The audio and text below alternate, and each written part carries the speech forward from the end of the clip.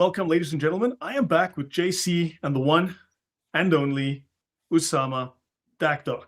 And we're talking about the Quran. We're talking about the legends, the myths, the eras, the stories, the fantasies, the tales, the legends that made up the stories that are passed off as Allah's revelation in the Quran.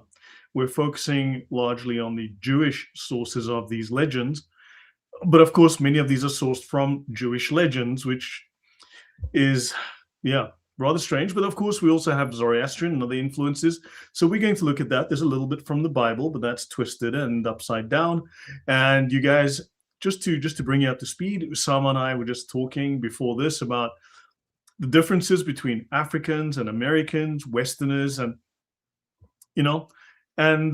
there are things that people do want to know when they see people broadcasting. Like, people might be thinking, are they wearing any pants?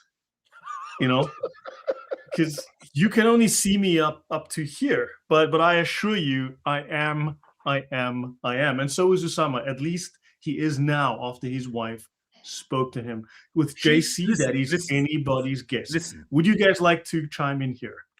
She forced me to wear my new shoes with socks. I said, honey, when I sit in front of the camera, people do not see anything below my belly button. So why do I need to wear these hard, tight shoes with socks? I mean, can I wear it without socks? She said, no, you must wear the socks and the new shoes. So, oh well, life. What can you do when you're married to a wife who's 36 years? Rule number one from Vairi: assume the best intentions and pants. Yes, we have good intentions and pants. Hey, so let's get to a good note here. Let's get to a serious note here. Yesterday, I was one of my great, wonderful brothers who helped me to make up a brand new presentation. By the way, I would love to do it with you about moderate Islam, fact or fiction. There's going to be a good something for the future. We're almost finished with it. Yeah, I know. Anyway, so he told me that he went online and he went to some Muslim site, very big one here in Chicago, and they said that they use the computers, they use the AI to prove that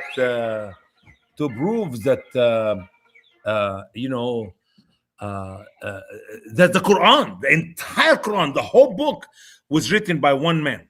And AI are in agreement with this Muslim site and the computer in agreement 100% that the Quran was written with one man. It's like the style of writing. It's like the way he's talking, the way he thinks, the vocabularies and all this stuff. One man. Sure, the translation is written by one man. That's not true. The funniest thing is, Lloyd, we did the same question. Use the ChatGPT, okay? He have this on his computer. And ChatGPT said, absolutely not. That book is written by different people, different language, different style, different chapters, small and big, short and tall. I mean, literally, it's just, these people do not know how to lie, Lloyd. I mean, seriously. I mean, anybody have a ChatGPT on his phone. I can do it in a minute. It will not even take a minute. You ask ChatGPT that question.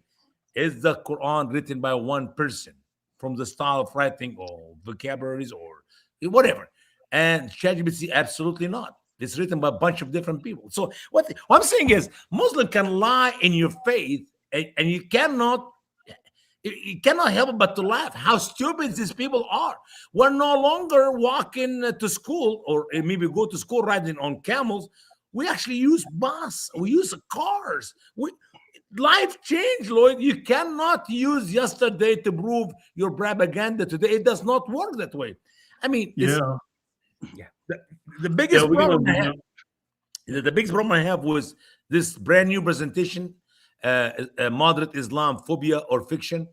It is the huge, large amount of lies Mohammed Zudi Jasser and his team are doing to reform Islam in America. To the point, like, when you read this stuff, you just take your glass off and it's like, clap your hand like this. That's in the word of Allah. That's frustration.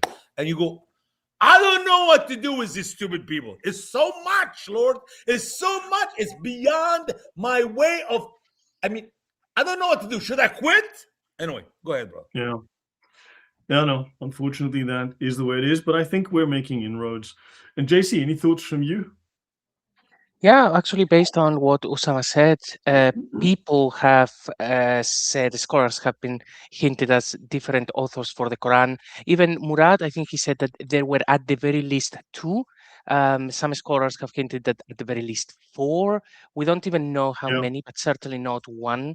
And when we see all of these different influences, it makes sense that it would not be even one single tradition. Perhaps the story of Ibn Thabit putting together the Quran from all sorts of places had a bit of a memory of a real event where someone actually took stories that were floating around from many different people and perhaps from different regions. Allah knows best. I mean, He think, does. yeah, think about it. All the different languages. I mean, how many languages are there? There's no way Over that, 50 identified. yeah, Yeah, no that's way just one how it guy is. spoke all these languages. Yeah. Yeah. So for the audience, welcome. And just so, by the way, guys, also I should let you know, I have to travel next week. So I am leaving the country on the morning of the 6th. That's Wednesday. And I'm only coming back the next Wednesday night. I am not going to be available. And so I come back very late Wednesday night, sort of possibly after midnight on Thursday morning.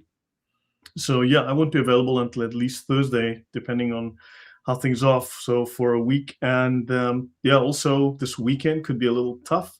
But anyway, so definitely from the 6th to the 13th, I am not going to be in country. I'm not going to be available. I'll be Yeah. traveling on business. Yeah. So I'll be I'm away. glad you Yeah. mentioned that. Yeah, I'm glad you mentioned that, Brother Lloyd. I'm actually heading to Phoenix tomorrow.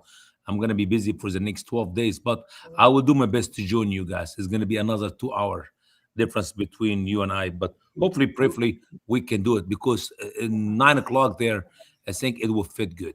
I think we'll see what the Lord's going to do. Okay, we shall see what happens. So yeah, where were we? Let me bring up the screen, get into things. Yeah, I was wondering if there was anything that I wanted to share, but I can't think of anything right now. Yeah, so guys, we ended up with the stories of Harut and Marut. Turns out that the names Harut and Marut are taken from Armenian mythology, from Armenian pagan religion.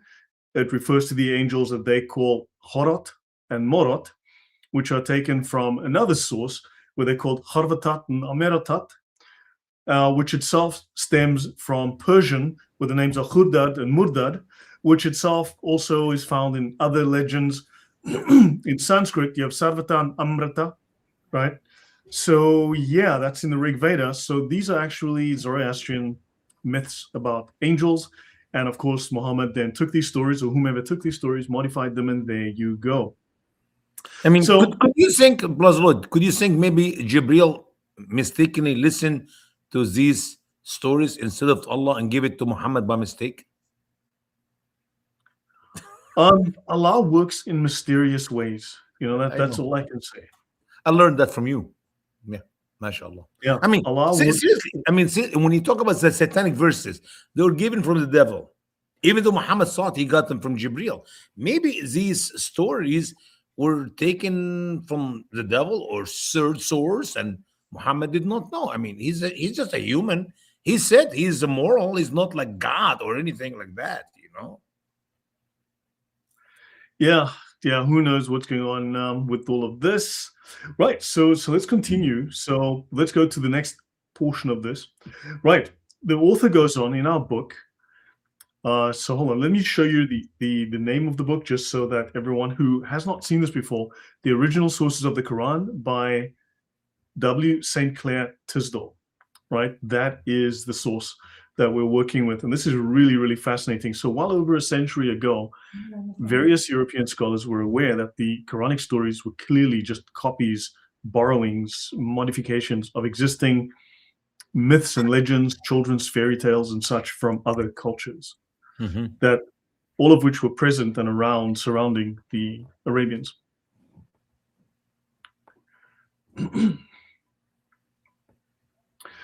So this goes on to say, independent myths that to lead him to consider them one and the same. So these stories So actually, let me just finish the sentence. As we shall see in due time, he derived not a little bit of information from the Persian as well as Jewish sources, and there was enough resemblance between the two originally independent myths to lead him to consider them one and the same. Hence, the strange phenomenon of the two Aryan genii as the chief actors in a scene borrowed from the Talmud in its main features. So, unfortunately, here we would also have to conclude that various Jews, these Talmudic Jews, or at least, shall we say, those who were leaning more towards the what do you call the Kabbalistic? Were those with the more Kabbalistic bent, were also borrowing ideas from the Zoroastrians and other cultures, and then putting those stories, modifying those stories, and putting them into their own writings, which is something probably that we should also critique. Because if those are known stories that are not, shall we say, supported by biblical narrative, and these are pagan ideas, then also these Jews who went off and wrote all of these things, they are also at fault, I would think. I think that's a fair criticism to make here. Yeah. But from there, they made their way into the Quran, and then they became the word of God. At least these Jews did not claim they were the word of God. Yeah, no. I don't believe the Jewish people said any of the writing of the Talmud and the Mishnah is inspired. As a matter of fact, we have this famous statement. I can't remember the guy who made it up. He said, there is no Jew who does not believe in the Talmud and the Mishnah. But he also said, if you believe in everything written in it, you will be mentally ill, like crazy. So, yeah, you accept it as teaching and debates between the rabbis and interpretation, but don't you dare believe everything in it, because then you'll be mentally ill.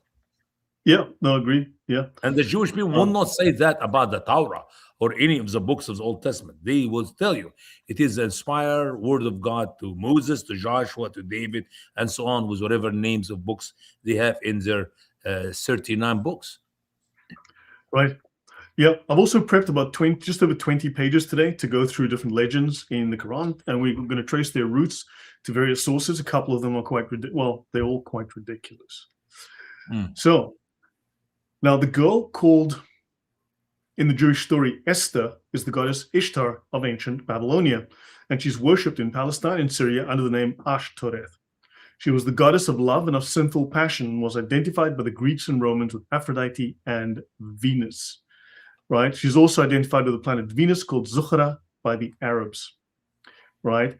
And he does mention there are similarities and there are differences between the Jewish and the Arab versions. But it is the same character that they're referring to. And it says in the Babylonian myth, so we are told that Ishtar fell in love with a hero called Gilgamesh.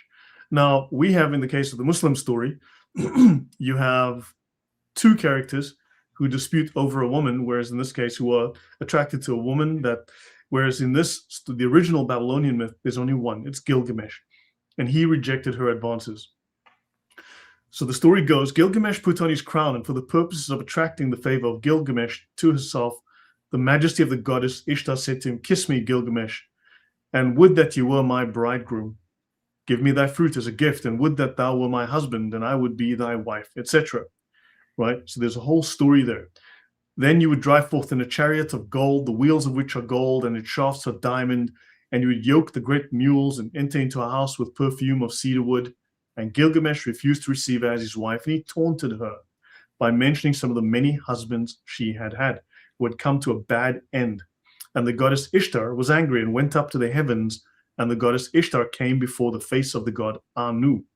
Anu was the heaven, and god of heaven was Anu was the heaven, and the god of heaven of the oldest Babylonian mythology, and Ishtar was his daughter. Now, Esther was taken up into heaven in the other story, but here we see her ascent to heaven mentioned just as in the Mohammedan legend.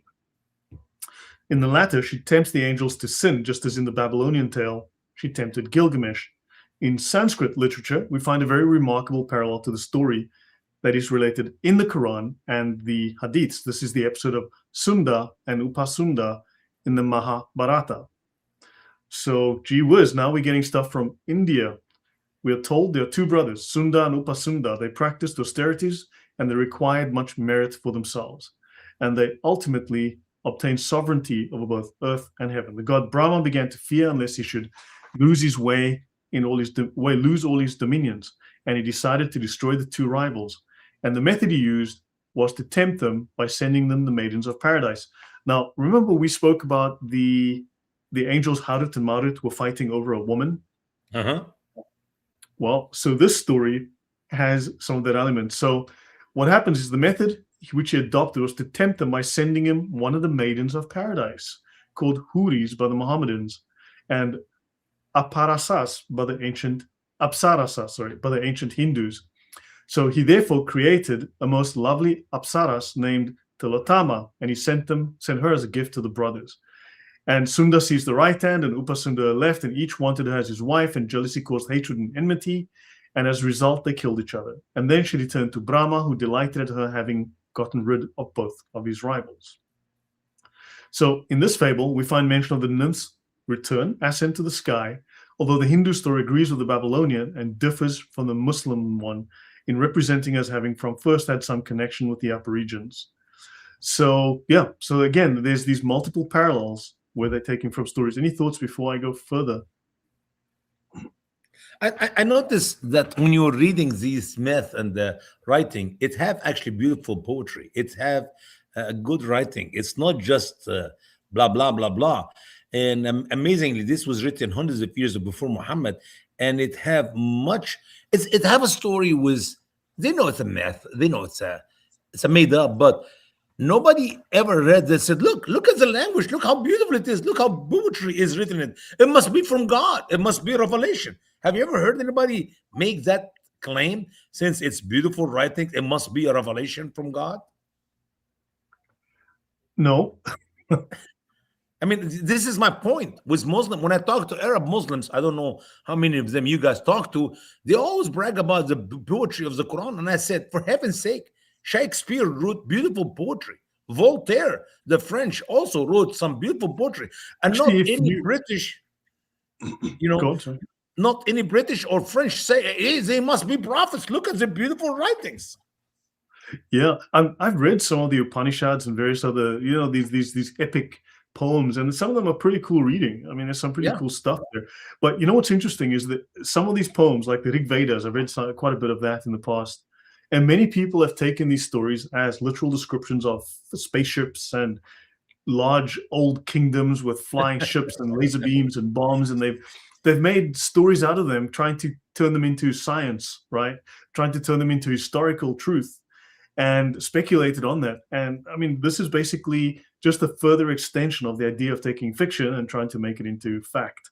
And this is what Muhammad did, took older fiction and tried to turn that. And then, of course, they borrow ideas and look for things. I mean, they say here that we can hardly suppose that the different forms of the story among all the different nations were all derived from one and the same origin. I mean, he just showed us there are multiple versions of the same story from different cultures, which means that everyone changed the story in their own way, or they heard it differently, or told it differently. But it's the same story at root. It's just that it's one or it's two people, or they were on earth or in heaven first, or she was on earth or in heaven, whatever the case might be. Details change, but the story is effectively the same. And he says the Jews doubtless borrowed the tale, at least, in part at least, the name of Ishtar or Esther and certain other details from the Babylonians, who had learned it from the still more ancient Akkadians. So the story goes way back. And the Jews were, of course, in that part of the world. And they borrowed the story and they modified it to suit their culture, perhaps. Right? Forgetting its heathen source, the Talmud admitted the tale. And on the authority of the Jews, it was received into the Quran and the traditions of the Muslims.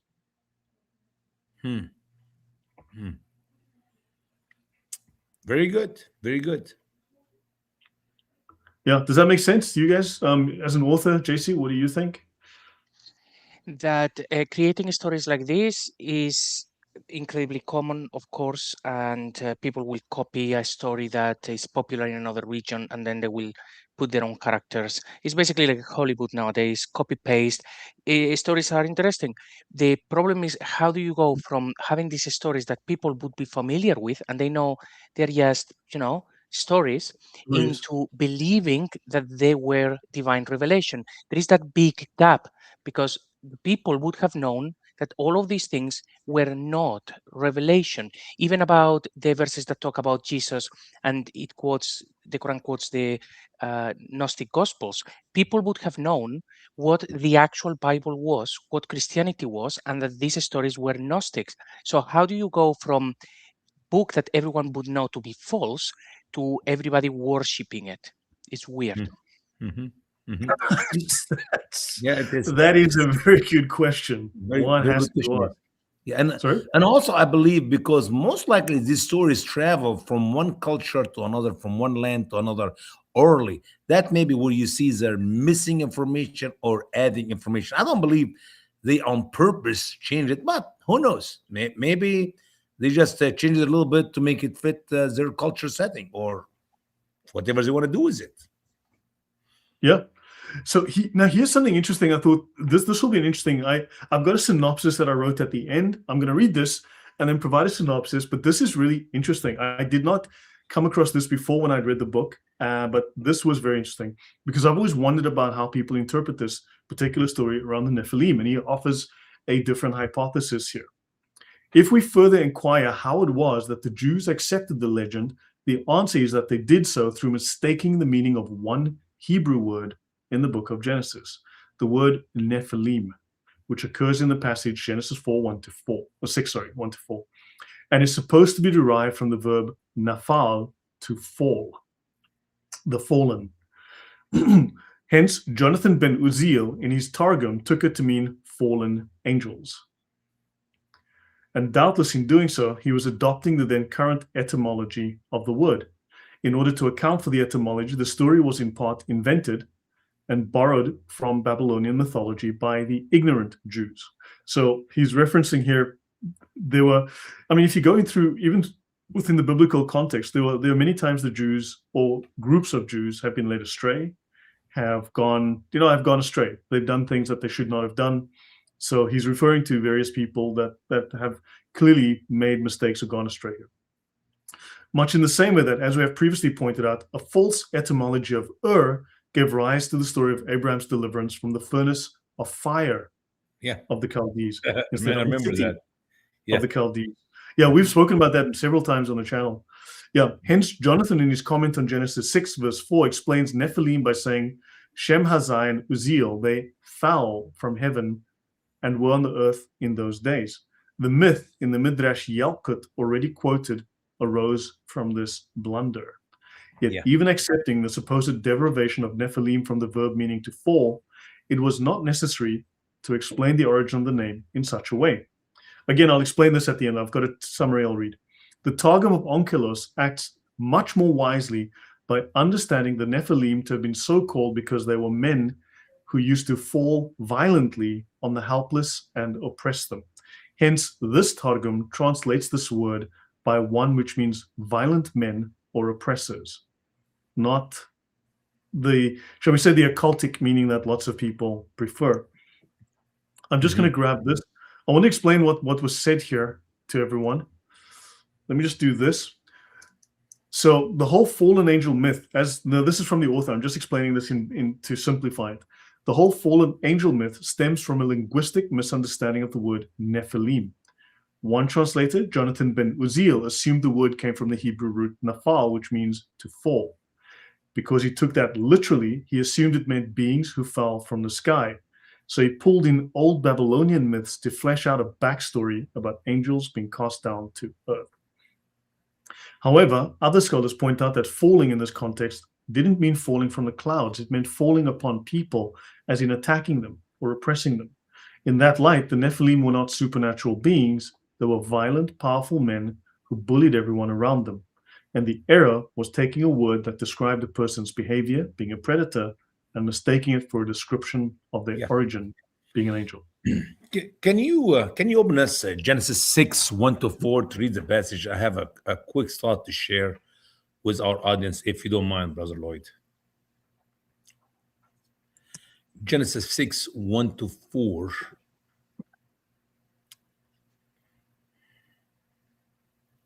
Okay, here we are from the King James Version, the one that St. Paul had with him. Oh, shush, man. What am I doing? I wanted to close this content. I think there we go. So Genesis 6, King James Version, 1-4. And it came to pass when men began to multiply on the face of the earth and daughters were born unto them, that the sons of God saw the daughters of men. Now, also, there's a story around this, the interpretation, we'll get to that as well, he speaks of, that the sons of God saw the daughters of men, that they were fair, and they took them wives of all which they choose. And the Lord said, my spirit shall not always strive with man, for that he is also flesh. Yet his days shall be 120 years. There were giants in the earth in those days, and also after that, when the sons of God came in unto the daughters of men, and they bore children to them. The same became mighty men, which were of old, men of renown. He's going to give us another view on that as well in a minute, yeah? Sure. I'll give you my simple interpretation from my study of this passage years ago. Yeah, I don't know, more than 20 years ago, when I was in seminary, actually. And before that, we in the Bible, we know that when we say the Son of God, immediately in our mind, we think of angels, or we think of Jesus Christ. He's the Son of God. And when we say the Son of Man, we're talking about human. Therefore, when Jesus says, and you will see the Son of Man come in the cloud, scholars of Islam like Ahmed Didat and others say, look, Jesus, he himself acknowledged that he is the Son of Man. He is not the Son of God. Wrong. Why? Because in many locations of the Bible, when we talk about the Son of God, we're talking about human. Like Adam was the son of God. Look at the genealogy. You go to the genealogy, son of Adam, son of God, because he was made by God. He is his son. And if we go to in the book of Hebrews, book of Daniel, chapter 7 and verse 14, that is a prophecy which Jesus was quoting in his judgment before before the high priest Caiaphas, before, as he was exempt before the crucifixion, and the high priest tore his clothes. He said he blasphemed. What does he blaspheme? He just said he's a son of man. No, that son of man who will come in the cloud is God Almighty, as you go to Daniel 7 verse 14. So son of God does not mean that angels. No, that's not. In that passage, we know that Cain already killed his brother Abel, and Cain was living separate from the rest of the genealogy of the children of Adam. So now the children of Adam continued in the Bible to be sons of God. But when you go to that passage and you read about the sons of men, the sons of God are the descendant of Cain? No, the descendant of Adam, the continuation of the sons of God. And what is the daughter of man? These are the daughters of Cain, who is supposed to live separate from the children of Adam, from the rest of the family. He said, I will be run away from my life. You can go to Genesis 3 and read it. I mean, just read this, Genesis 4, after the fall, after the killing of his brother. It's all there. So, in these days, they were giant. Oh, because people were giant, because they're the descendant of the angels and the human. No. People were living 1,000 years, 800-900 years, and make you big, and make you huge, and make you strong, and make you giant. As a matter of fact, all the people were giant. All the people were giant. So when we talk about the sons of God, we're not talking about angels. We're talking about human, the descendant of Adam. Sons of men or the daughter of men, these are the daughters of Cain. They were supposed to be living separate. God gave him a mark to live, and nobody will kill him. And if somebody kill him, he will be killed 7 times more, whatever the scripture teach about that. And a great evidence that when they were mocking Jesus, I mean, we have solid evidence. And resurrection. Who is this? These are the Sadducees. Sadducees do not believe in the resurrection. So Jesus ended that, because he came to him with this test, or that stories he made up. A man was married to a woman, he died without having any children. Her brother married her to raise his brother's children. He died without children, and so is the third and the fourth 7 brothers. In the day of judgment, which one of the 7 men will be her husband? And Jesus answered, clear answer, in the day of judgment, they will be like angels. What do you mean like angels, Lord? They don't marry and remarry. There is no sexual relationship in heaven. Angels do not have sex. Angels are spirits, and they can appear like a human, but they don't have sex. They are holy angels. And this propaganda of the mystery of misunderstanding the word and the legend of the Jews, and go to the Bible. And now we have some Christian even teach the same thing. Nope. And by the way, Yeah. he said to them, don't you know that the Bible said he is God, the Son, the Father of Abraham, Isaac, and Jacob? He's not the God of the dead, but the God of the living. There is resurrection, and there is eternal life, and there is eternal hell. And Jesus talked about hell more than talk about heaven. But the sons of men, these are the children of Adam and Eve, the continuing of these Right. 900 years having babies, and the daughter of men, these are the descendant of Cain, not Yeah. angels and human. Now, he provides some interesting, he says here, it is interesting to note that the Samaritan Targum to the Pentateuch, published by Dr. Adolf Brühl in Frankfurt in 1875, gives the same explanation. It paraphrases sons of God, but it doesn't say angels, it says sons of the governors. These are the nobles. These are the men of political authority. So he says the original runs thus. That's the text there. So he says, others have in more recent times denied the derivation of the word from nafal to fall, preferring to connect it with the Arabic word nabil, which means noble, and also skilled in archery. After all, like many proper names in the early chapters of Genesis, the word may prove to be of Sumerian origin, unconnected with any root in the Semitic languages. As the more ignorant of the Jews were lovers of the marvelous. On this point, I was doing a lot of research into Christianity in Arabia, and I came across a passage as well where the scholars were saying that it was the practice even of the Christians in that time, like the 3rd, 4th, 5th century. They weren't necessarily knowledgeable of the Bible, but they loved these apocryphal stories. And these apocryphal stories were things, these legends were things that they held to. So this practice was not uncommon in that era. I mean, there's precedent for that. And they loved the stories of the marvelous. The stories of the sin of the fallen angels grew ever more and more strange and wonderful. So at first, only 2 angels are spoken of as having fallen, and this was an exaggeration of the Babylonian tale of Ishtar's tempting Gilgamesh alone. But in later times, their number in the tales current among the Jews grew greater, until at last in the apocryphal book of Enoch, it is said that the angels who fell from heaven amounted to 200, and they all descended in order to sin with women.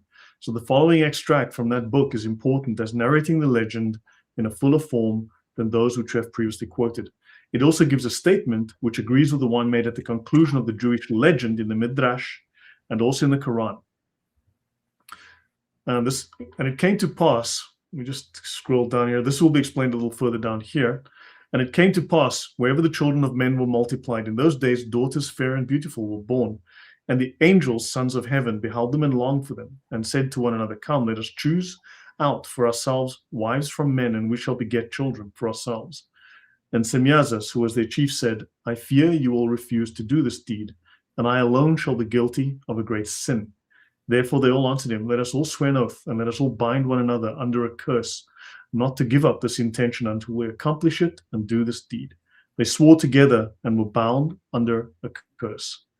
After giving the names of the chiefs of the rebel angels, the story proceeds, and they took to themselves wives. They chose out wives, and they taught them poisons and incantations and root gathering, and showed unto them herbs. Azael taught men to make swords and weapons and shields and breastplates, the teachings of angels, and he showed them metals and the method of working them, and bracelets and ornaments and paints and collyrium and all sorts of precious stones and dye. He mentions here Greek fragments of the book of Enoch, edited by Dr. Sweet, who also gives the same passages from Syncelus. In the Persian Yanabiul Islam, I quoted and translated the Ethiopic text. So I guess that got around. Now he goes on to say that this account of the origin of feminine ornaments is the same that we have in the Midrash. It enables us to understand the meaning and to recognize the source of the passage from the Quran, in which, speaking of Harut and Marut, Muhammad says that men learn from them that by which they separate a man from his wife. So he adds, and they use not to injure anyone except by God's permission, and they teach what injureth them and doth not profiteth them. And he says, finally, I'll pause here for a moment then, it is hardly necessary to produce any further proof that the story of Harut and Marut is borrowed from a Jewish source, at least in all essential particulars, though in the names of these angels we have traces of Armenian and Persian influence. We've also seen that the Jews derived their form of the legend from Babylonia, and the Jews were in Babylon for some time, right? And the acceptance was in large measure due to a misunderstanding of the meaning of a word in Genesis.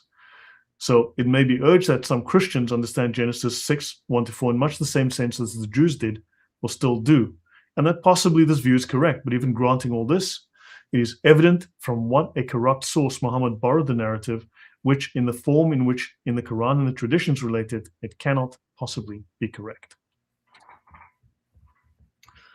Over to you guys. Yeah, you talk to Muslims in planet Earth, those who can read the Arabic Quran or read it in other languages, they have no idea what is Harut and what Marut and what is the story behind that verse on Solomon. It makes no sense whatsoever. I've not even seen some Muslim imams in the world who knows what Allah is talking about. Yeah. All right, Butler, thank you very much for the donation. Really, really appreciate it. He says your channel always goes deeper. Well, thank you. Yeah. So, yeah, I'm not always sure what to make of all this, but this is very interesting. What he presents here is definitely food for thought. And there seems to be a lot of truth here. And also, remember, we're opening a new avenue for investigation. We're looking at this information in a different way, which I think with the advent of the internet and with archives going online, we can start to really discover the answers that we couldn't do 200 years ago, 300 years ago. And now we can. And people have already given us a foundation to stand on, to finally dissect Islam and discover what really made it up. And it looks like, just from this selection we've done so far, it is all based on pagan legends, Jewish myths, etc. Usama, nodding your head there?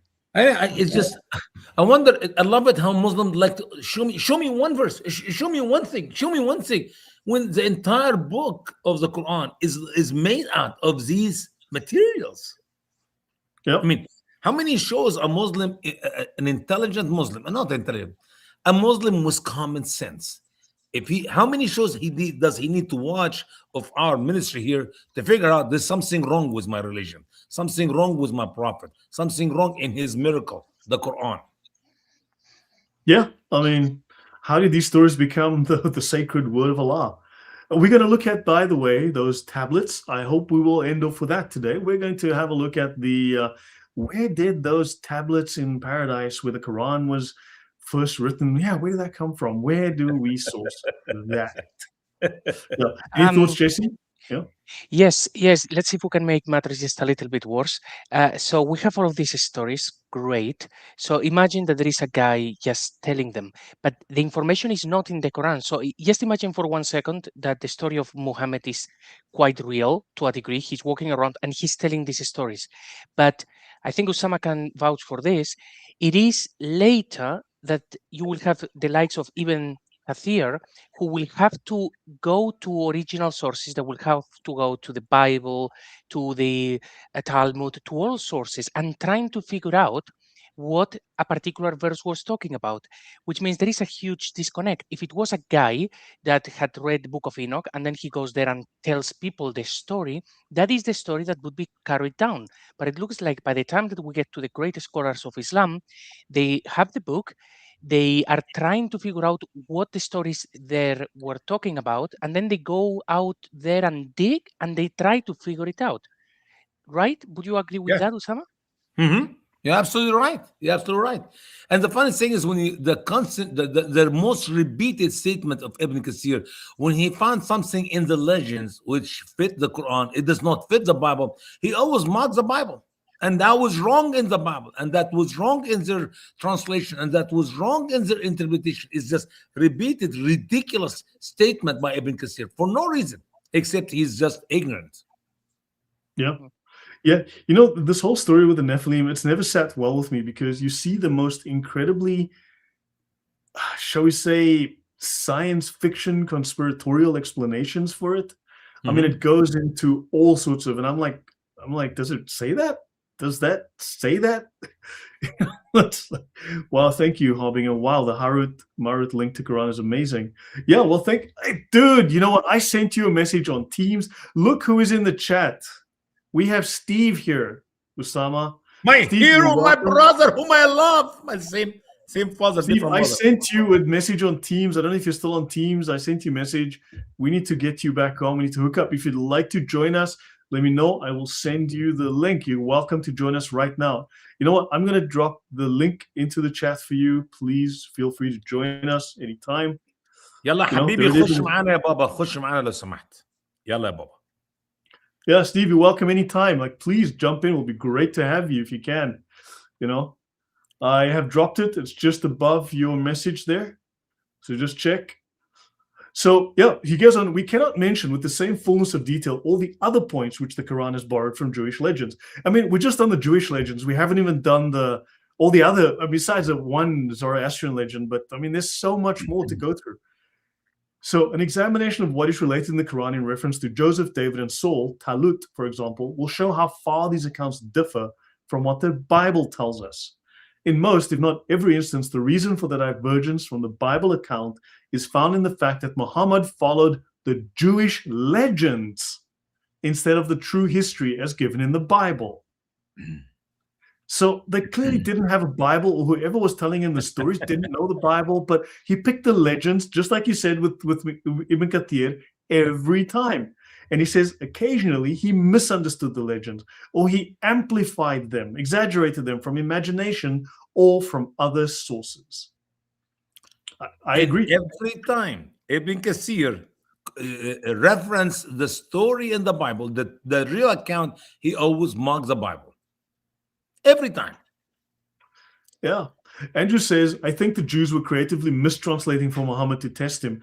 That may be, but if that is what happened, then unfortunately they created a monster.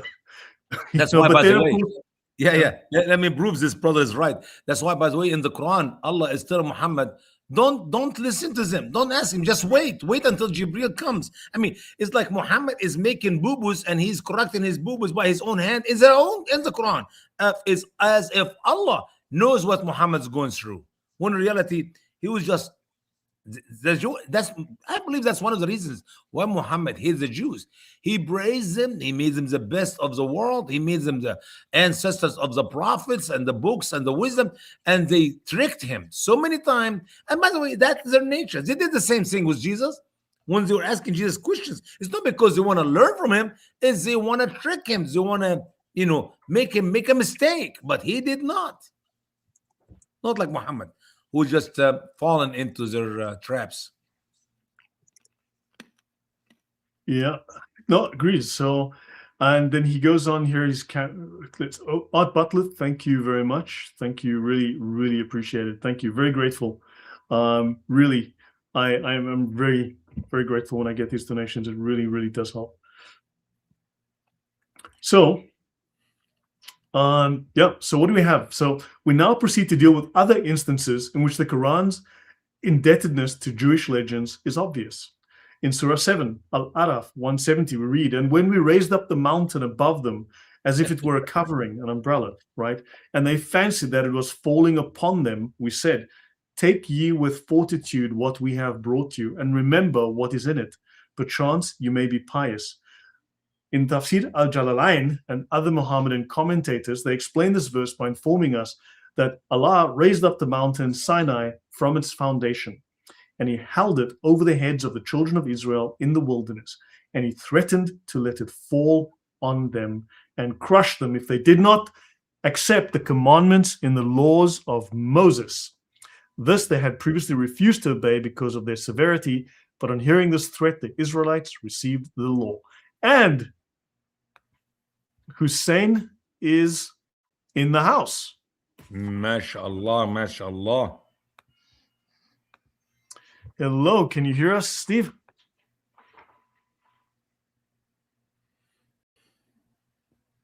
I think he may be having some difficulty. We'll leave him there. Let's hope he can figure that out. He can sort that out. Yeah. If you, while we're waiting on Brother Steve, can you look at Quran 22, verse 65? You're so lucky. I know a Quran written by a dude. Oh, yeah. Some Dakdok. I got two verses to read quickly. 22:65 and 35:41. It's amazing. So it is not like we misunderstood that verse you're reading. That is exactly what Allah said. Okay, he's back again. Let me just 2265. There we are. Give me 1 second. Let's get. And hello and welcome. I'm just going to kick the other. Hello. Oh my God. Oh, I'm so sorry, Steve. I think that was me that kicked you.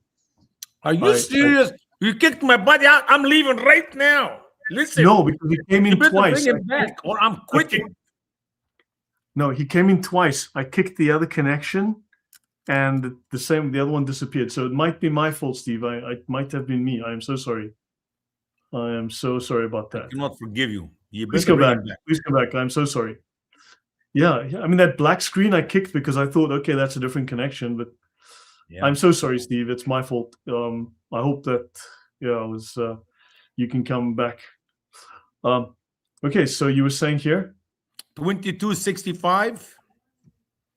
Do you not see that Allah has made subservient to you what is on the earth, and the ships run in the sea with his command, and he holds the heaven, so it will not fall on the earth except with his permission? He hold it. Now, go to 3541. 3541. Let me find that. Let's hope Steve can join us again. I won't kick any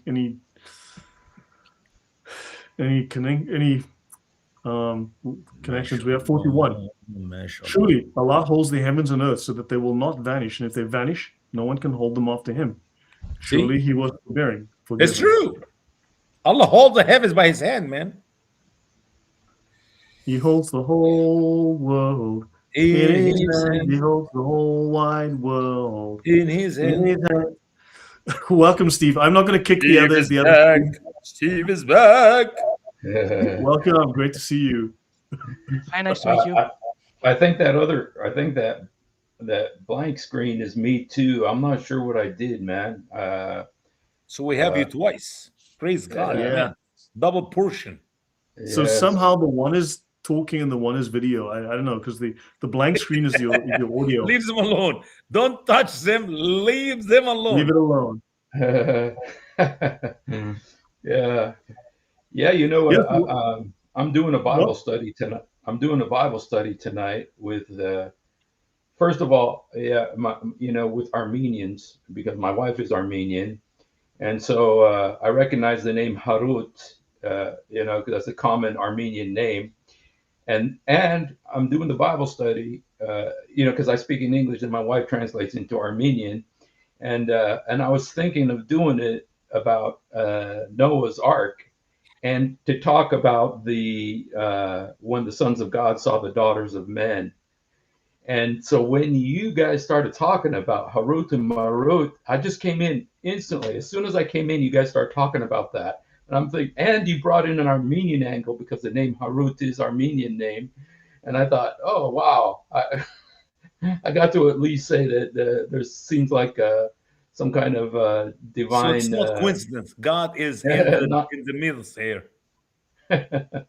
So, but man, you know what? That really makes sense because the Harut and Marut in Islam, the magic they do is to cause contention between husbands and wives, and if there's that connection to the Genesis story where the angels came down to procreate with women, that they would want to make that,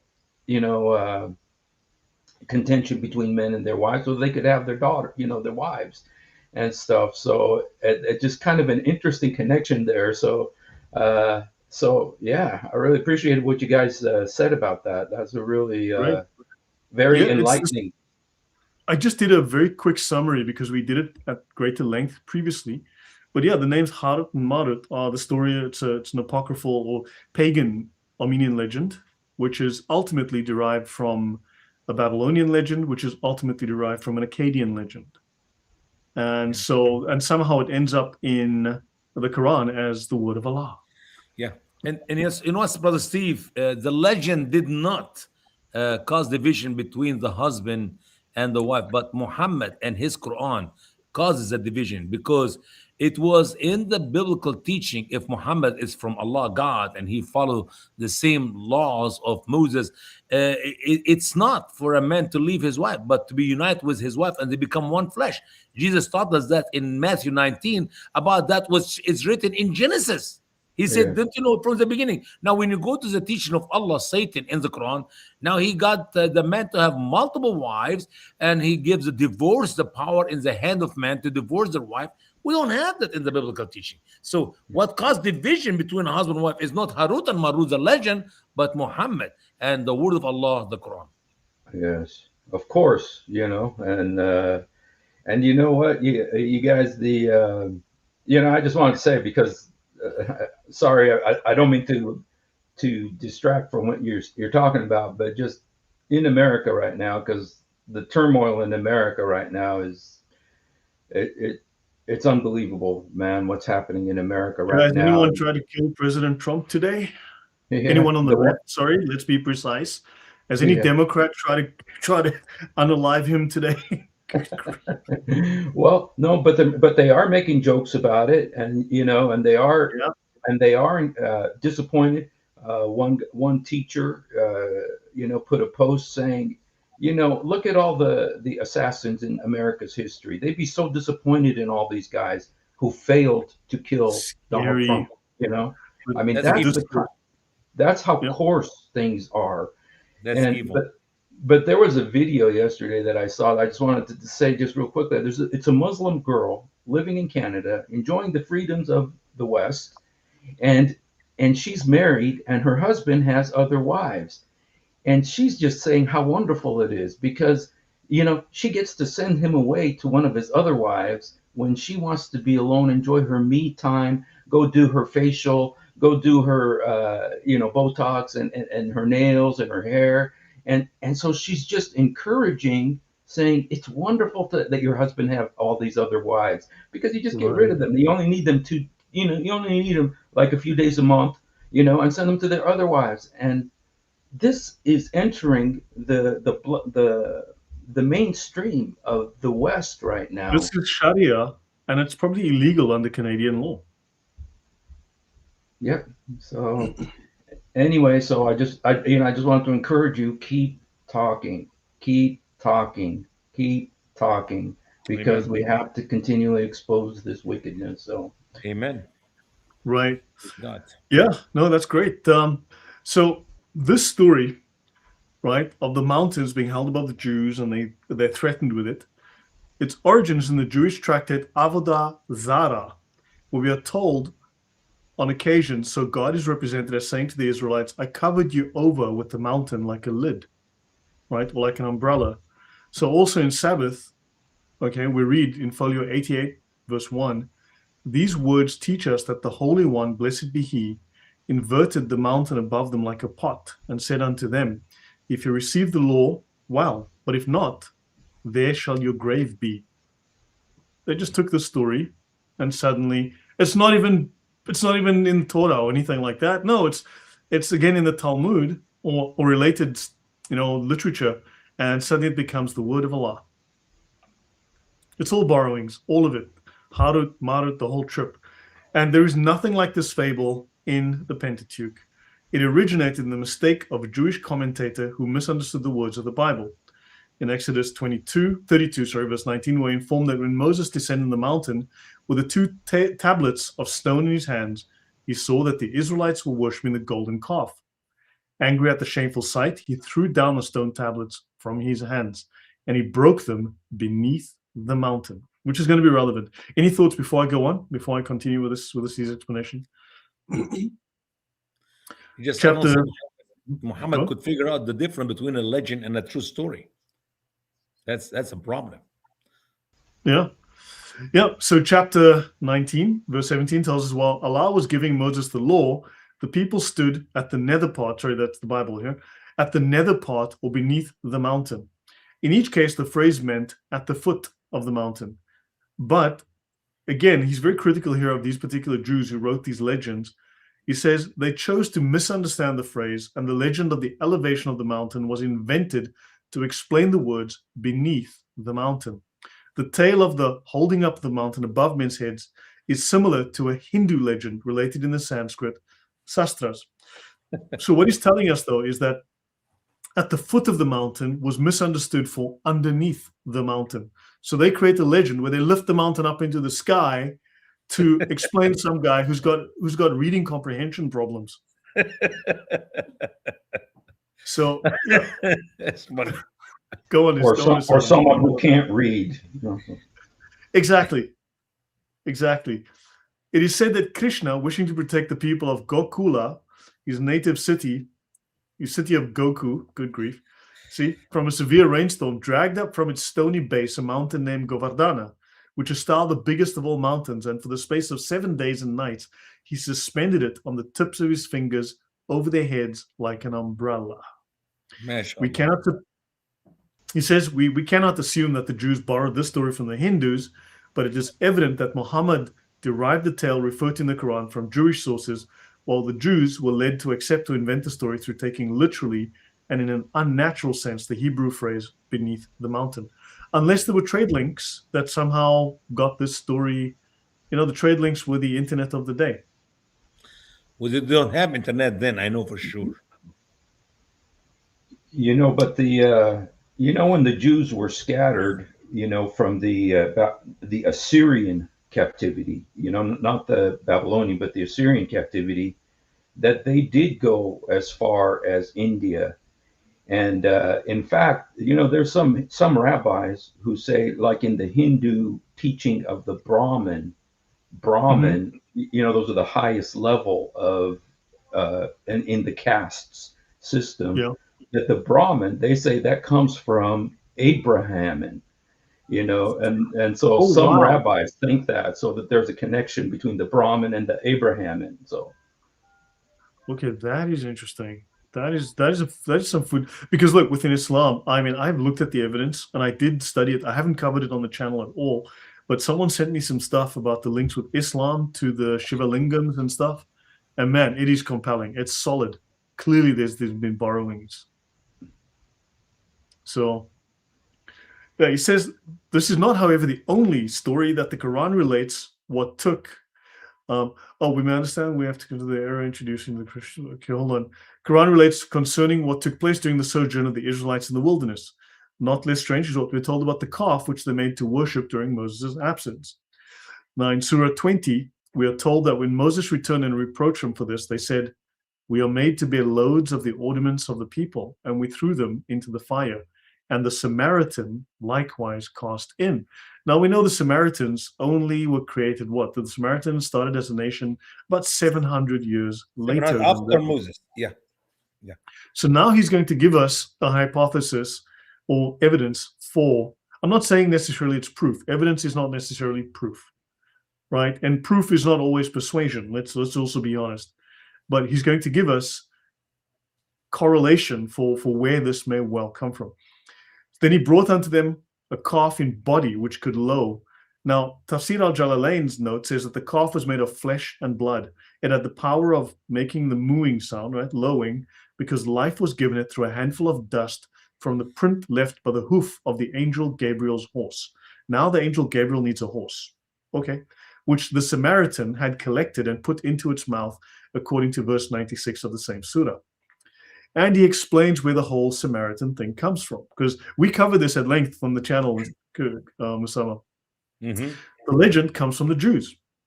And we see this in the following extract from the Pirkei Rabbi Eliezer, number 45, or section 45.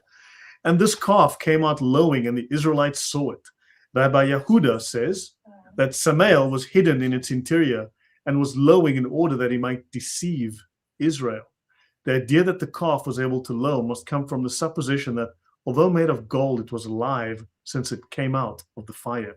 So again, we see that the use of a figurative expression, when taken literally, led to the creation of a myth to explain it. We'll cover more. JC, you were saying?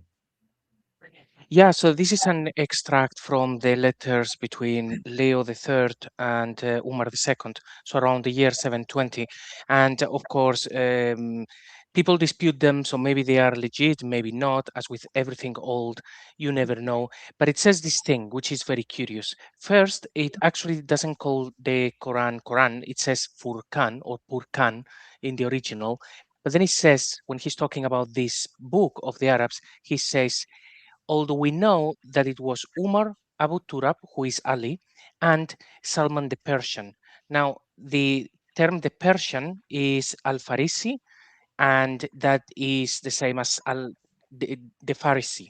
So Mel has actually done research on this, and other people as well, saying actually maybe it was not Salman the Persian, but Salman the Pharisee. So when we see all of these legends that happens to be from the Jews, and then we have the Emperor of Byzantium accusing these three people, one of them possibly being a Pharisee, you can start joining the dots, and maybe this is the actual true origins of how the book came together.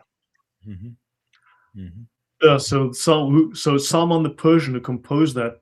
So yeah, even though the rumors got around that God sent it down from the heavens, But so they were Allah accused. Yeah, but Allah said in the Quran that nobody helped Muhammad because the man they're talking about who supposedly helped Muhammad was a foreigner and he could not speak Arabic or he does not know Arabic, and the Quran is pure Arabic. It's not though. It's not. They can't even prove that. Well, that's because you're biased. You're not telling the truth, you know. Yeah, I'm confused with the facts. Me too. It's very confused. So yeah. So he says we have the words a calf in the body in the Quran as signifying that it had flesh and blood. But Muhammad seems to have misunderstood most of the Jewish legend correctly. Understood most of the Jewish legend correctly. But the word Samael puzzled him. So in the Jewish legend, the calf is kind of alive. So Muhammad has an alive calf or whatever. But the word Samael puzzled him, not understanding that this is the Jewish name of the angel of death, and perhaps misled as to the pronunciation. He mistook the word for the somewhat similar Samiri, which means Samaritan. Of course, he made this mistake because he knew that the Jews were the enemies of the Samaritans, and he fancied that they attributed making the calf to one of the latter, that one of the enemies made the calf, right? They were blaming someone else. He was doubtless confirmed in this belief by some indistinct recollection of having heard that Jeroboam, king of what was afterwards called Samaria, had made Israel to sin by leading them to worship the calves which he made and placed in Dan and Bethel, right, in 1 Kings. But since the city of Samaria was not built, or at least called by that name until several hundred years after Moses' death, the anachronism is at least amusing and would be startling in any other book than the Quran, in which far more stupendous errors frequently occur. Sure. So what do you think of that? When I hear it, you know what I think about, you know, because Muhammad was illiterate, of course, supposedly, but he literally, what did the people call him? It's in the Quran. He's called the ear. Yeah, so he'd hear something here, he'd hear something there, and you could just see him not knowing how to put everything together. And just like with the story of the mother of Jesus and the sister of Aaron, you know, he just heard something here, heard something there, you know, put it all together, and it's the Quran, you know, it's the word of Allah. So yeah, because they call it the Samaritan, but the Samaritans weren't around for 700 years after that, I think, if I recall correctly. So how did the Quran get that wrong? And then Muslims have all sorts of explanations for it. How did the Quran got everything else wrong? I mean, think about dirhams in Joseph's story, as the scholars of Islam really go in depth, paper money in the cavemen. In Muhammad days, it makes sense because you know that they were Samaritan and you know there were Jews, and it makes sense. But at the time of Moses, it does not make any sense. And so is every other story. This is what we call internal evidence that story is written wrong. Just for him to call the Holy Land, the name of the land of Canaan, the Holy Land, that was not named the Holy Land until Christians came in. You're talking about literally 1,500 years after Moses, when the Christian named that piece of land Holy Land. But you read in the Quran, chapter 2 and verse 20 to 26, enters the Holy Land. No, he should say enter the Promised Land or enter the Canaan land, but not the Holy Land. So yeah, it makes sense in Muhammad days, but at the time of the story, of course, it's an error.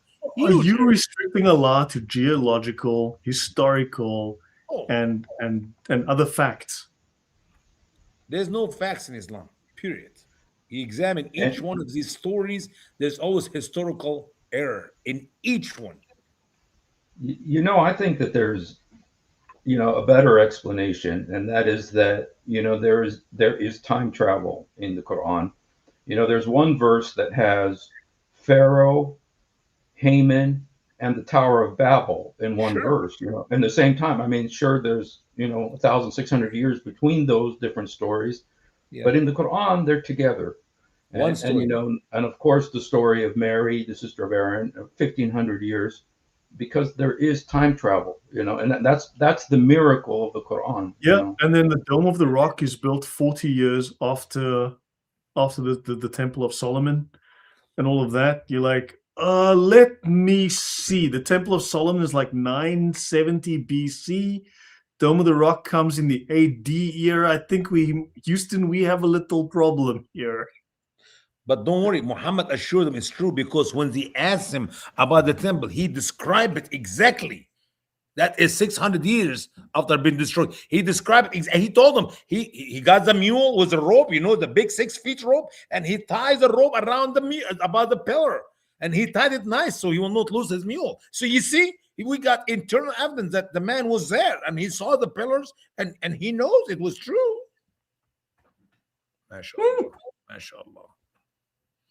And so on with every story Muhammad put in the Quran, man. God help us. I mean, Hussein from Steve, I know we should call you 003.5. How's that?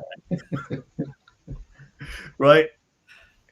I mean, look, you haven't been here for all of this. We've done several episodes on tracing the origin of every single Quranic story, and it all comes from Jewish myths. At the moment, we're focusing on the Jewish myths, right?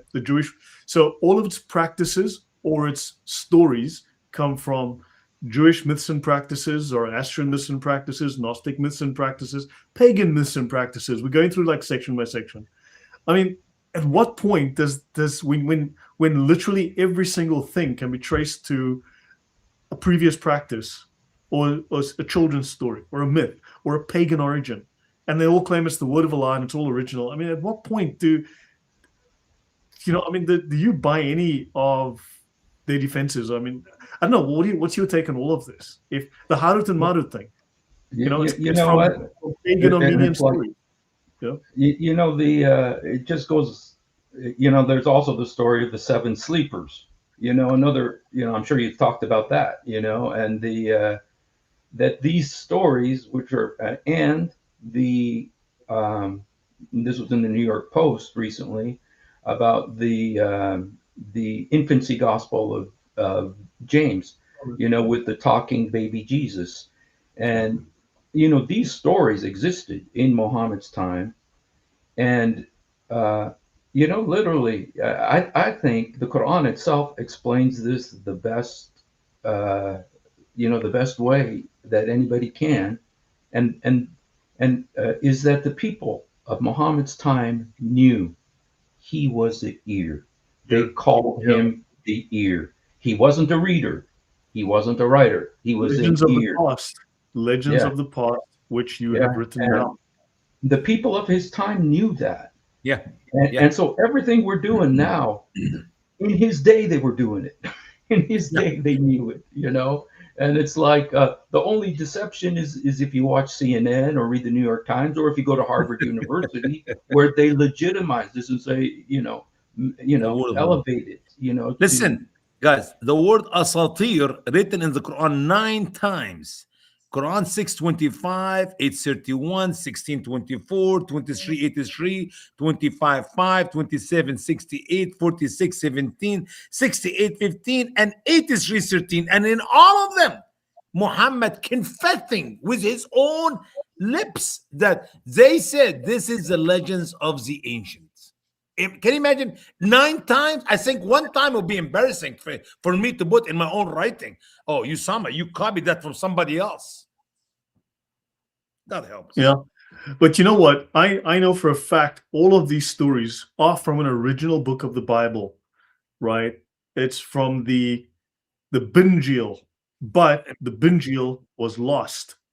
And the Muslims don't have a copy, but they had one. Promise, true story. They just can't find it right now. But and the proof these that the stories- Quran is right is written different than the Bible. Therefore, we know for sure, without any doubt, we got the truth in the But the Quran. stories were in the Binjil, and they just don't have a copy of it to show us right now. Sure. You know, I'm also interested a little bit in the Muhammad's obsession with cows. You know, it's the longest surah of the Quran is cow, and the next chapter, there's another chapter called cattle.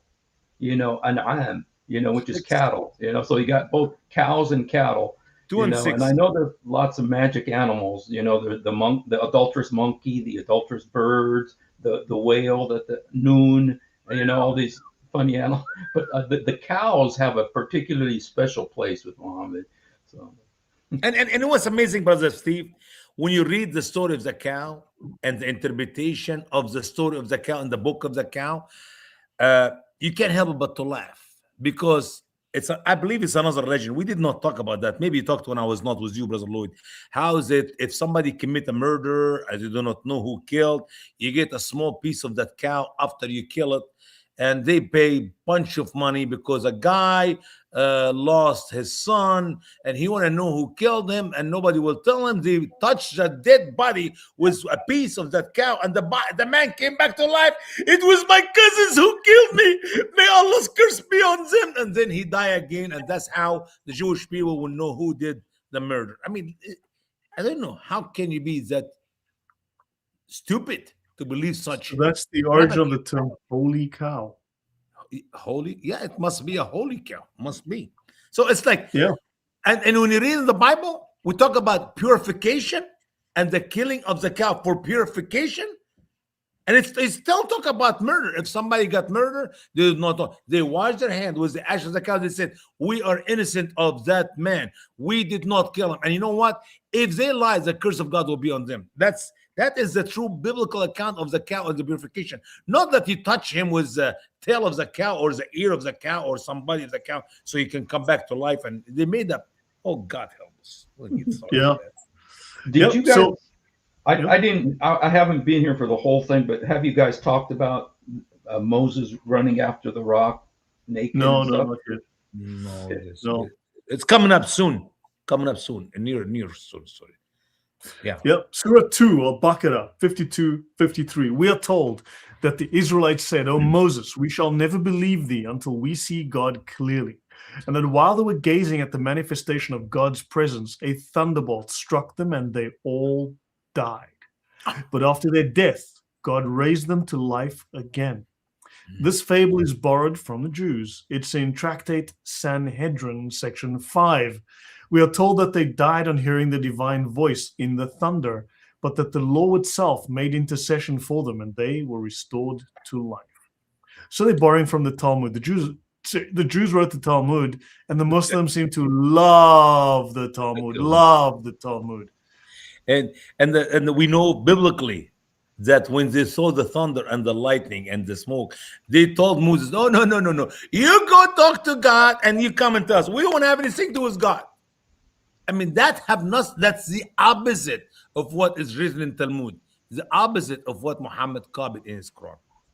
But you know what, too, this is interesting. I've never seen this before. It says the law itself made intercession for them, that Muslims believe that on Judgment Day that the Quran surahs is going to turn into birds and stuff and make intercession for them. So. And have a mouth. And yeah, exactly. So you can see how they extrapolate the story, how they take the germ of an idea. For instance, it says here, if we want to look for any foundation for such a fable, it may be found in the words of the Hebrews in Exodus 20, verse 19, and Deuteronomy, verse 5, 25. or whatever that was. Let not God speak with us, lest we die.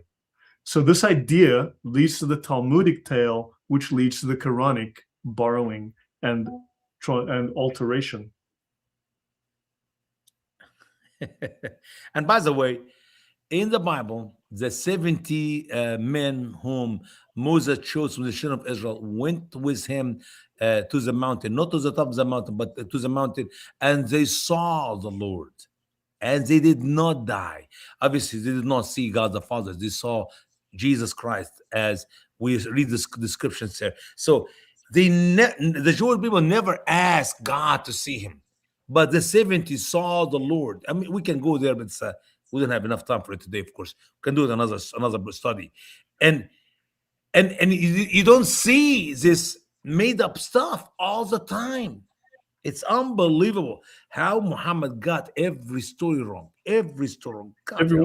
Everyone. So far, we have traced how many stories to an apocryphal source, a Gnostic source, when Genesis, we haven't even left the book of Genesis yet. Yeah. So let's finish off today, maybe with this. We can go a little bit here because I've done like 5 more pages. Now, let's see. All Muslims believe that the Quran was written on the preserved tablet long before the creation of the world. Now, this belief is in accordance with what he said in Surah. Okay, that's going to be interesting. 85, there we go. Got it. LXXV, plus an X. And Al-Buruj, nay, but it is a glorious Quran in a preserved tablet. Strangely enough, they do not believe that the Psalms are of the same age and antiquity, although in Surah 21, Al-Anbiya 105, God is represented as saying, and indeed, we have already written in the Psalms. Interesting. That as for the earth, my righteous servants shall inherit it. Mm-hmm. So the Psalms comes, interesting point that he makes there. The reference here is to Psalm 37, right? The just shall inherit the earth. And by the way, that is the only verse which Muhammad quoted from the Psalms, which he calls the Zabur in the Quran. Can you imagine 150 chapters? He mentioned just one verse. Yeah, it says this is the only text in the Old Testament which is actually quoted in the Quran. Although there are some 131 passages in the Quran in which the law, the Psalms, and the Gospel are named. And it is frequently asserted of them that they were sent down by God to his prophets and apostles. JC, doesn't that link up to the Quranic dilemma or the Islamic dilemma? Mm-hmm.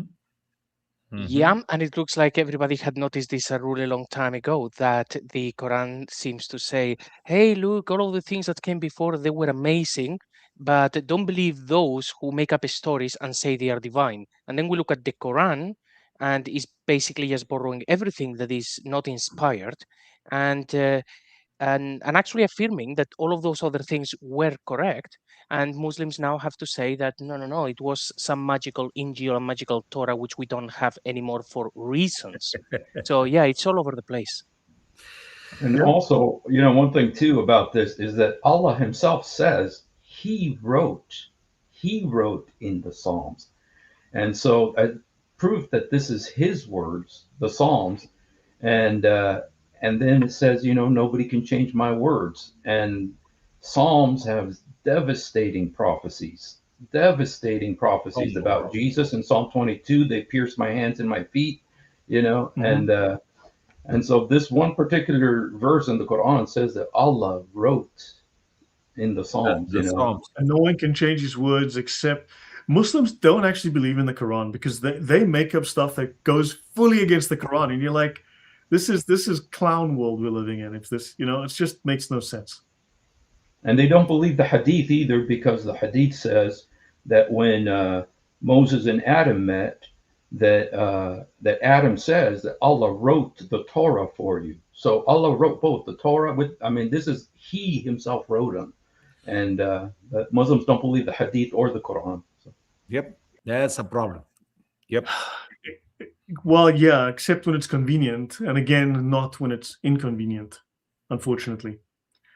So, to most men, it would seem evident that a book cannot be quoted and referred to as an authority until after it has been composed, and that therefore the books of the Bible must have been in existence before the Quran. Of course, we know from history this is the case, but we do not find any consideration of this kind ways at all with the Muslims, who still cling to their assertion that the Quran was long ago, ages before Muhammad's time, written upon the preserved tablet. So we therefore proceed to inquire what the received traditions tell us in explanation of this phrase about the preserved tablet. And we find the answer in such accounts as that given in Qisasul Anbiya, whatever, right, or something of the prophets here, in giving an account of the way stories of the prophets. Stories of the prophets. Okay, Qisas ul Qisas Anbiya. means the stories, Qisas. yeah. Qisas. Okay, Qisas. In giving an account of the way in which Allah created all things, that work says, beneath the throne of the highest heavens, He created a pearl, and from that pearl He created a preserved tablet, and from the tablet He made plastic containers, and from the containers He made pharmacies. Wait a minute. And in the pharmacies, He sold You're the tablets. lying.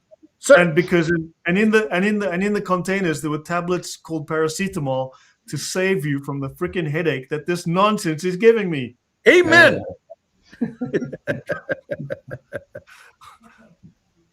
And its height was 700 years' journey, and its breadth was 300 years' journey.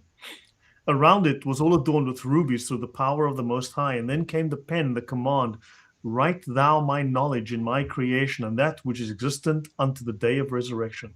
You know, how big that tablet is, Brother Lloyd, when you think about it? 700 years traveling.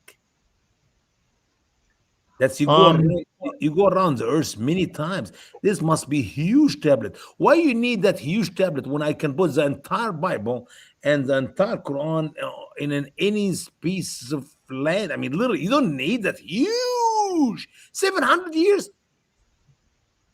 Is it camel travel? Camel jet speed travel? No. We have to be honest. Camel speed. You can go on Google and ask how many miles a camel travel in a day, and you time it to 365, and you time it to 700. You'll find it's much bigger than the earth. I mean, how big is the Quran? It's only 6,000. I'm from Africa. The fastest thing that I can think in terms of, because of my upbringing, is a donkey falling down a greased mine shaft. So trust me, you don't want it fast. You got it wrong. At donkey speeds. I don't know. That's probably pretty big. You needed this. If it's fast, 700 years, it would make it 10,000 times bigger. You know how the slower the animal, the better it is to help Muhammad and his scholars. Look, I mean, could be donkey's years. It could be tortoise years. We don't know. I like camel years because that is how you travel in the desert. Otherwise, it will take you forever. It will make the subject worse, man. What if it was like a baby camel with small feet, short legs? I'd also like to find out about about this preserved tablet, just because when I was in school, they told me the Quran we have is exactly what's on the preserved tablet. But Shabir Ali, when he was confronted with the fact that there's so many different Qur'ans, said all of them are on the preserved tablet. Now we need a bigger tablet. Now, see, I used to ask which one's on the tablet. I need your explanation. If we have a bigger tablet, we can have all these 40-some Qur'ans in Arabic. MashaAllah. Makes sense now. Thank you so much. I was about it's probably 1,400 year travel now, not just 700 years. You know, I don't know. Yeah, MashaAllah. Yep. So let's continue here. So let's finish this section here. We'll just go a couple more pages. So accordingly, the pen wrote God's knowledge, Allah's knowledge, in Allah Most High's creation of everything that He had wished unto the resurrection day. The extent that the leaf of a tree moveth or descendeth or ascendeth, and it wrote every such thing. So basically, this is Allah's sovereign power is such that literally nothing happens without Allah controlling it, predicting it, etc. So the idea of the preserved tablet is borrowed, again, from the Jews. In the book of Deuteroscopy 10, verses 1 to 5, we are told that when Moses had, at God's command, hewn out 2 tablets of stone, similar to the ones that he had broken, God wrote upon them the 10 commandments, and he commanded Moses to preserve them in an ark of shittim or acacia wood. The Hebrew word for tablet here used is identical with the Arabic. From 1 Kings 8, verse 9, and Hebrews 9, verses 3 and 4, we learn that these 2 tablets were preserved in the Ark of the Covenant, which Moses had made in accordance with God's command. Yeah, we call it in Arabic, Lawhay al-Shahada. Right. And it says here, the narrative power of a preserved tablet inscribed with God's command and by his power gradually arose among the Jews and afterwards amongst the Muslims or the Mohammedans. From the language of Surah 85, translated above, it is clear that in Muhammad's mind there existed not only 1, but at least 2 preserved tablets. For the Arabic is a preserved tablet, not the preserved tablet. So in Arabic, you have a preserved tablet, not the tablet. So, and this is actually contrasts this with Mohammedans at the present day as they seem to understand it. Interesting. So there must therefore be a reference to 2 stone tablets which Moses prepared and preserved in the Ark of the Covenant. And these were kept in the tabernacle, which symbolized God's presence with his people. It was natural to speak of them as preserved in God's presence. That actually would make very good sense. That makes very good sense. In the covenant, the Ark of the Covenant, they have kept these 2 tablets. Yeah. Hence the origin of the fancy that the preserved tablets were kept in heaven. It was not difficult to deduce the antiquity from that belief. But why does Muhammad assert that the tablet was written upon that the Quran was written upon a preserved tablet? To answer this question, we must consult the Jews and learn what they, in Muhammad's time and previously, thought to have been written upon the 2 tablets, which were in the Ark of the Covenant. So in spite of the fact that deuteroscopy clearly states that not only the 10 commandments were written upon these tablets, in the book of deuteroscopy, it says that only the 10 commandments were written upon these tablets. But after a time, the belief arose that all the books of the Old Testament and also the whole of the Talmud was written upon them, or at least given along with them. So when Muhammad heard this assertion made by the Jews regarding their sacred books, it was natural for him to assert that his revelation also was written upon one or the other of these preserved tablets. Otherwise, he thought he could hardly claim a degree of authority equal to the Old Testament. And the Muslims, not understanding to what the words preserved tablet referred, gradually invented the whole story. So, to ascertain what the Jews thought about the contents of the tablets, we have to consult the tractate Berakot, right? Folio 5, column 1. There we read, Rabbi Simeon ben Lakish says, "What is that which is written? And I shall give thee the tablets of stone and the law and the commandment which I have written, that thou mayst teach them. And the tablets, these are the 10 commandments, the law, that which is read, and the commandment, this is the Mishnah, which I have written, these are the prophets, and the hagiographer, that thou mayst teach them." Actually, the hagiography, that would be like the Sirah, the Hadiths. And this denotes the Gemara. This teaches that all of them were given to Moses from Sinai.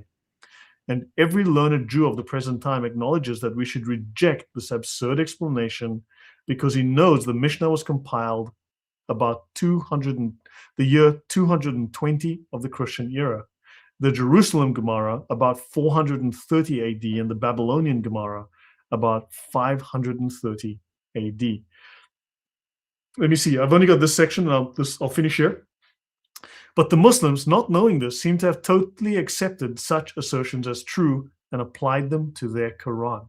So to complete the proof that the legend of the preserved tablet in which the Quran is said to have been written is derived from a Jewish source, we only have to state that in the Pirkei Avot, right, it is said that the 2 tablets of the law were created along with 9 other things at the time of creation of the world and at sunset before the first Sabbath began. I'll pause there. So what do you think of all that? I think that really does explain the origin of the sacred tablets. Wow. If you don't mind, my last word, let's go to chapter 7 in the Quran, verse 145. Chapter 7, 145. MashaAllah, MashaAllah. To fit with what you're talking about here. And by the way, the scholars' interpretation, it blow your mind that Moses used to carry these boards made out of wood, and they're huge boards on his shoulder as he traveled. Oh, yeah. Yeah, the word alwa, according to Arabic grammar, means 3 or more tablets. However, in the story found in Exodus, the 10 commandments were on 2 tablets. The tablets in the Quran included not only the 10 commandments, but also many other things. But that's exactly what the Jewish story says. Yes, Muhammad was copying. Yeah, it's crazy. And we wrote for him in the alwa from everything, a sermon and an exposition of everything. Everything, man. It's not 10 commandments, 10 sentences. Simple, Wow. one can read them in a minute. I'm talking about everything. It's the same, exactly what the Muslims believe, but you didn't get it, Lloyd. You need to say the Shahada first, and then you'll get it. I mean, but this is identical. I mean, Hassan is I laughing think at me. I don't like when you laugh at me, man. Listen, Hassan, You don't laugh I at me. am- You need to smile, but not laugh. JC, you've been quiet for a while. How does this strike you? Does this strike you as credible?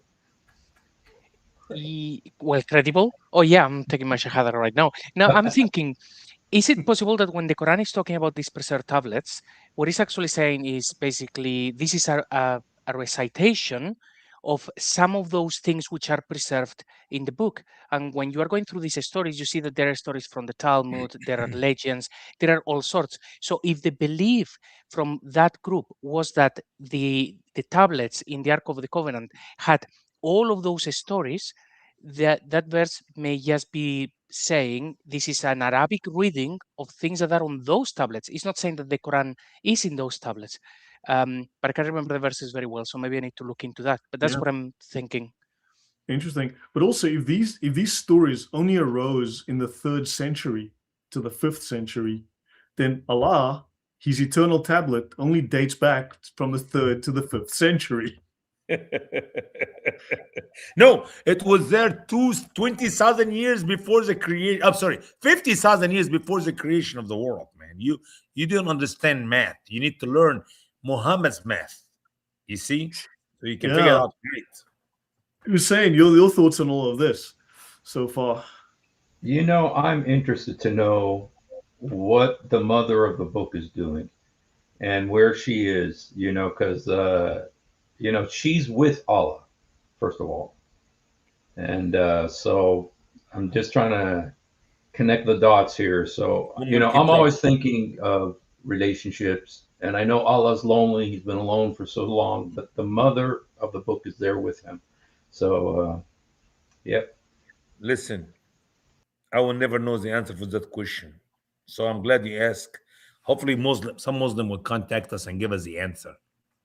Yeah, but I mean, would you expect that so much? I mean, oftentimes there's like a direct one-to-one correlation between what's in the Quran and what's in legend. And legends that we can date to 220, 250, 500 AD. Not 10 million years ago. You know, when according to Islam or whatever, the tablet was created infinity years ago. Recent. And we can date these legends. I mean, And so you know, much. like, Yeah. oh, I'm sorry. Go on. You know, it's like I did a little video with my wife once, and I was pretending, you know, like I was writing a holy book, and I used these words in it. I said, you know, every night in my dream, I see you, I feel you. That's how I know you are mine. Near, far, wherever you are, I know the heart will go on. You know, most people will recognize that from Titanic. You know, Wait. Give me more, man. Why you stop? Give me another 2 verses. I'm just getting into the. Come on, the guy's telling me a story, and I'm just brother, getting. why you This quit? prose just feels right for that, you know. I mean, I enjoyed it, and then he started talking from his own head. Give me the poetry, man. But you know the Quran 17:1, you know, the verse about the moon splitting, that was a love song. It was a poem of love, you know, to a woman, you know, and it became the word of Allah, you know. So Muhammad was the ear, man, you know. This just points to the fact that that's the best description for him, and Allah memorialized it by putting it in the Quran that the people called him an ear. This, you know, this is the best proof. And the fact that he gets everything wrong, or he gets, you know, details wrong. Everything. You know? But look, I mean, his heart did go on. Listen, Allah said, have they not considered the Quran? If it from others than Allah, they would have found in it many inconsistency. I said one inconsistency is enough for me to say goodbye, Allah. But you have to have many inconsistency. Lloyd only covered 10,000 inconsistency so far. So that's not enough. Yeah, we still, we're going to be here for a while. But yeah, this is just, I mean, man, I don't think we've even finished the chapter on the Jewish stuff yet. Let me double check. Yeah, the Jewish stuff still goes on for a while. I mean, we're still going to get to all the Gnostic stuff, the whole Persian stuff, the Christian legends he steals. I mean, good grief. I mean, but it's obvious this is all just plagiarism. I mean, this is copy-paste nonsense. That's because you read the other book. Muslims never read the other book. Therefore, they know what they have is the truth. I mean, I'd like to show them have them show me proof that these stories that we can now date to the 2nd, 3rd, 4th, 5th centuries, or 3rd, 4th, 5th centuries, date back to 9 million BC or whenever the Quran was written by Allah. The Right? answer I from mean, Muslims would be, well, Allah could just inspire other people, and then when they write this legend, actually he was giving them true knowledge or some nonsense like this. But the main problem that one of the many problems with the narrative is that we see that everything is wrong, but very, very wrong. And we say, okay, Muhammad was the ear. And it's like, yes, but then nobody would follow him after that. When he passed away, that's it. No one would have mentioned that guy again. But instead of that, a whole religion is actually built, and all of these stories start to appear much, much later. So there is a huge disconnect. I mean, if this book, we read it now at face value, as we understand it more and more, we see just stories put together and people saying, yeah, these are things from ancient times, and they are. So what was the book? Was it supposed to just be a bit of comedy? Was it supposed to just tell a little bit of stories, and then things got out of hand when someone said, no, no, no, now we're going to treat this as divine? There is a yeah. big disconnect between what we read in the book and then what we see in the Islamic Empire actually going there and conquering lands and using the book. They cannot use the book because the book makes no sense. But also there's a disconnect, as you mentioned before, between Islam and the Quran. The two often are not even similar. The two are often very disconnected. Islam and its origins and the Quran and its origins are often not the same story at all, it seems. Hussein, you're nodding your head there? Well, I was just, listening to Brother JC, and it was my head, and I already mentioned this, but I was reading the New York Post, which, my depth of my research, but a few months ago, and I did a live stream about it because it was talking about the infancy gospel of Thomas, actually it was called, and that they actually found a 5th small century copy. Yeah, they actually found it, and they say when it existed, it was about 530 A.D., like within a few years of Muhammad, to where that these stories were circulating back then, and then they end up in the Quran, and so it's like listen, I give you the explanation. You see, Allah in his pre-knowledge, he knows that this is going to happen. That's why he wrote it on the guarded board 50,000 years before creation. And then when the right time came, 500 whatever after Christ, these things was written so that Muhammad can put it right in the right words in the Holy Quran. And I think the New York Post was also inspired, to be honest, so, it must be because Allah wrote about it. I guarantee you. If you look at the guarded board, you're going to see that New York. Now, Paul Williams, before he blocked me on X for constantly talking to him, shall we say, challenging him or trying to, engage with him, he was very excited when he says, we have finally found the oldest copy of this ancient text, which affirms the truth that this book is legitimate. Right. This is this copy of the infancy gospel of Thomas. He was calling it an ancient text which affirms the Quran. Right. Now it's telling a freaking Gnostic story that is clearly a fairy tale invented by Gnostics and Christians who were telling stories to their kids, right, about Jesus or whatever. It's not even the true Jesus. This is a very nasty Jesus who kills other children. But it's insane. So he was trying to say this book affirms the Quran. We've just found the oldest. And it's true. And it's from the 5th or 6th century, whatever, right? So he's really trying to make out that this book now, which tells us that clearly he's defending Gnosticism here. He's defending what is apocryphal. He's defending what is late. The Quran is that's crazy. Yeah, it's no. If you follow his teaching, 100%, we know the Quran is it's a fake. It's a made up. Exactly. I'm thankful that he come up to that conclusion, but he need to learn about what he's talking about and make a big difference. Paul Williams, I've invited him several times. I've tagged him. I've replied to him. I've tried to reach him, and say, look, he's spoken about the Sharia. I said, look, let's talk about the Sharia. Let's have a discussion. What's actually in it? Let's not say, the Sharia is amazing. It's fantastic. Let's actually open it up and read it. And I'm still waiting. I'm going to be waiting a long time. So yeah, but guys, for the audience, I mean, I think this is an open and shut case. I mean, we're going to go on with this, but how much of the Quran haven't we shown to be very late apocryphal legends from the Christian era, or very early Akkadian, Babylonian, and so on myths, legends, and pagan religious stories, none of which are Abrahamic. The Jews would reject those. I mean, any Orthodox Jew would reject those. Any Christian would reject those. They're not Abrahamic. They're pagan. They're the kind of things God says don't do that. And then afterwards, these stories we know are legendary in the Midrash and so on. It's like, yeah, at what point do we just say, look, I mean, this is a joke? And scholars have known this for at least 200 years. This book goes back over a century. These guys knew this, and he's talking about scholars that he got it from a century before him.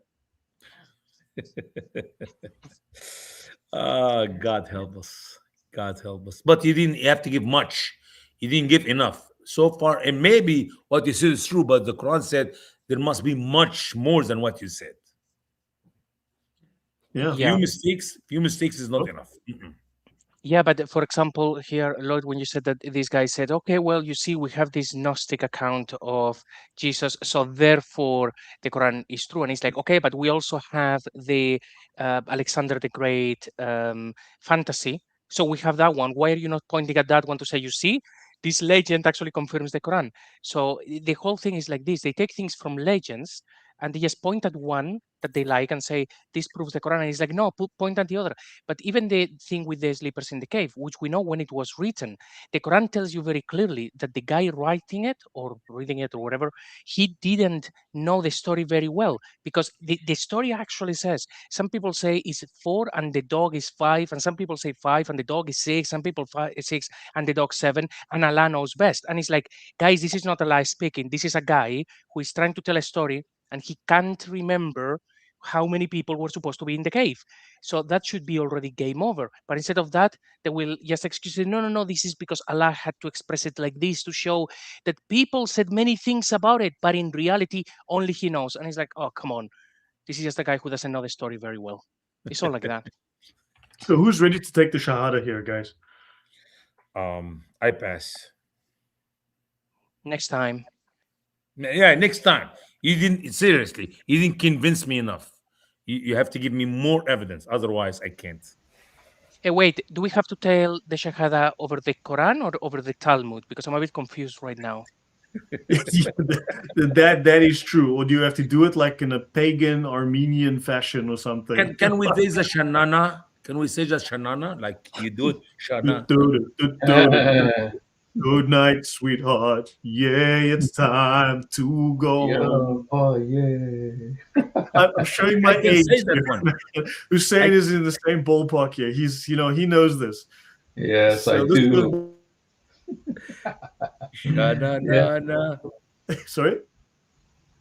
Yeah, but I was going to say that I heard somebody talk. Man. What happened, Sorry. Lloyd? Yeah. Okay, now at the very end, we lost Lloyd. And We everybody lost else. Lloyd, we lost Hussein before. So we got 2 out. And I'm glad that we are in the end. So we finished. Praise God. Here's you are. Hussein is back. And come on, Lloyd. Say goodbye, brother. You know what? To go back to another song, I don't know that, one of my favorite songs from the 70s was 2 out of 3 Ain't Bad. And so we had 2 out of 4 there for a second. So 2 out of 3. We had the 2 best looking guys. The 2 best looking guys came. Look, I grow up my hair. I wash my head every day and my face. Here's the problem, brother Steve. When I wash my face, I do not know where to stop. So I keep washing. And I use my head towel for my face towel. It's confusion, man. It's I want to draw a line. If I draw a line, then I can see where I stop when I wash my face. But hey. Yeah, I tell people sometimes my hair is back, way back, years back or location back. Down here in the bottom. Well, I gotta go, you guys. Anyway, so God bless Good to see you. you, It's great brother. to It be was with awesome you. meeting with you today. God bless you. bless. Keep us in your prayers. Appreciate it. Hey, Guys, Lloyd, sorry, before I you just got back. Cheers, guys. Cheers, Hussein. So, guys, sorry, I don't know what happened there, but Allah works in mysterious ways. I He think kicked you me out did of it my own on stream. purpose because I was saying something very important and I cannot even repeat because I could not remember what it is. Yeah, you know, it was the power of Bowser. He very V. He or she also clearly has good taste in music and understands these iconic references. Yeah. So yeah, the Bowser has kicked me out because I by the offended way, Bowser. Brother Yeah? Hussein said goodbye as you were about to come in the last. Yeah, I saw that. Yeah, I was able. I could hear you guys, but I couldn't get back in. Yeah. So guys, Mother Earth. Yeah, so guys, that was great. Awesome stuff. Thank you, everyone, for being here this evening. Hopefully, you've learned a great deal. Please use this information, talk about it. Let's just speak about it. I think other apologists need to get online and start asking Muslims these hard questions. Why is literally every single story in the Quran dated from this or coming from here or written over there? None of this stuff is ancient. It's all myths, legends, and good grief. God help us. So, like us and subscribe to us and share us. Some people may say, Lloyd, well, I don't know how to talk about that. I don't know. No, you can use your finger, just share that video with 10 of your friends or maybe 20 of your friends. That you'll be doing everything we are trying to do. You know, there's 670 of you watching the stream right now. So let's get at least 700 likes going. Okay. Amen. And if each one of you share it with 10 people, now we're 60,000. I mean, think about it. It will grow. Woo! Praise God. Thank you, Jesus. You're right. So guys, have a good night. We shall be back. Take care, everyone. God bless. Bye-bye.